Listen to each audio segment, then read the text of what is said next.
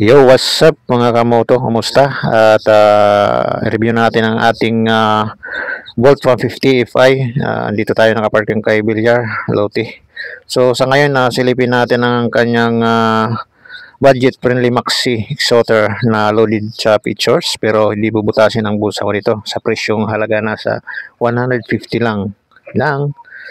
Alright, so dako tayo sa engine and performance. Under the hood or rather under the seat, meron tayong 149cc liquid cooled, fuel injected engine.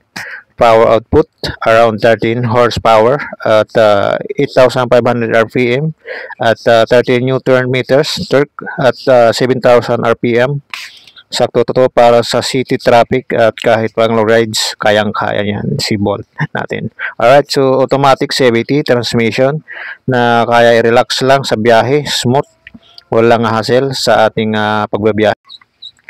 Alright, dako naman tayo sa design and comfort. Tingnan nyo to, low seat height nasa 760 mm millimeter.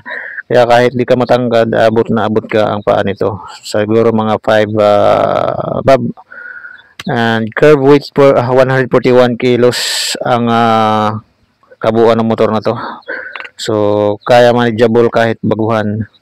Plus may digital console, LED headlight, and tail light. At may windscreen po para sa ating protection sa hangin. Which is kahit yung alikabok, kaya niya sanggain dahil mataas nga yung windshield niya. Alright. Alright, so pugutan naman tayo sa ating safety and features. So pagdating sa safety, panalo din to mga rides. Meron siyang front and rear disc brake. Kaya solid ang stopping power. Meron this side stand kill switch, kaya hindi under kung nabababa ang stand nito. Extra safety feature na rin to. So dagdag pa riyan ay may passing switch, engine check, warning light at 13 liters fuel tank naman ang capacity ng ating gas. So mas madaling kapag magagasolina ka ng mahabang biyahe. Alright. So about naman sa value for money, so isipin nyo, to liquid na to, F5 engine, complete features, tapos nasa 115k lang.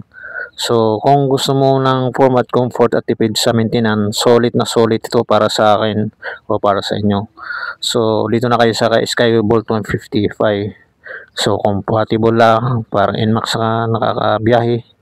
And then yun. Alright, so ayun mga kamoto, ito ang ating quick rundown ng Skybolt 150 FI. Kung gusto nyo po ang mga ganitong comparison videos, halimbawa Bolt 150 FI versus ibang 150cc scooters, comment lang kayo dun sa baba. And don't forget to like, share, and subscribe para updated kayo sa mga videos na i-upload natin. Alright, so ride safe tayo mga kamoto. Okay, ingat. Thank you sa inyong panonood. Bye.